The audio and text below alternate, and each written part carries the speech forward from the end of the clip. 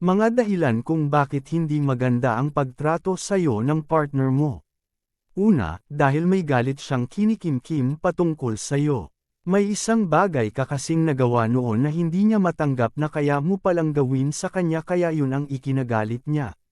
Pangalawa, dahil bigo siyang makamtan ng isang bagay na inaasahan niyang maibibigay mo sa kanya. May mga tao talaga na kapag hindi mo naibigay ang kanyang pangangailangan sa halip na makipag-usap pinakikitaan ka na lang ng hindi maganda. Pangatlo, dahil nagsasawa na siya sa presensya mo sa buhay niya. Sawa na siya at napapagod ng pakisamahan ka at para sa kanya sobra-sobra na ang panahong ginugugol niya sa pakikasama sa'yo.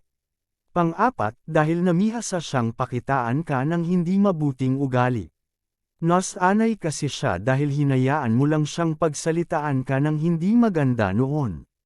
Kaya sinasamantala niya ang pagkakataon dahil hinayaan mong gawin niya yun sa'yo. Panglima, dahil talagang salbahe siyang tao. Lahat naman kasi tayo alam kung ano ang tamang gawin at kung ano ang mali. Kaya wag mong bigyan ng rason kung bakit hindi kanya tinatrato ng hindi maganda. At lalong wag mong sisihin ang sarili mo kaya ganun ang trate niya sa'yo.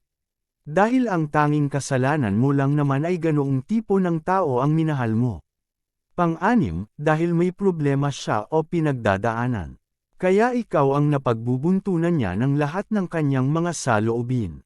Pang-pito, dahil hindi siya ganoon kagaling na iparating ang mga nais niyang sabihin sa'yo. Kaya dinadaan niya na lang sa pagpapakita ng hindi magandang pag-uugali sa halip na sabihin ang mga pagkukulang mo. Pangwalo, dahil may sama siya ng loob sa'yo. At sa halip na ayusin niyo ang problema ginusto niyang tretuhin ka ng hindi maganda.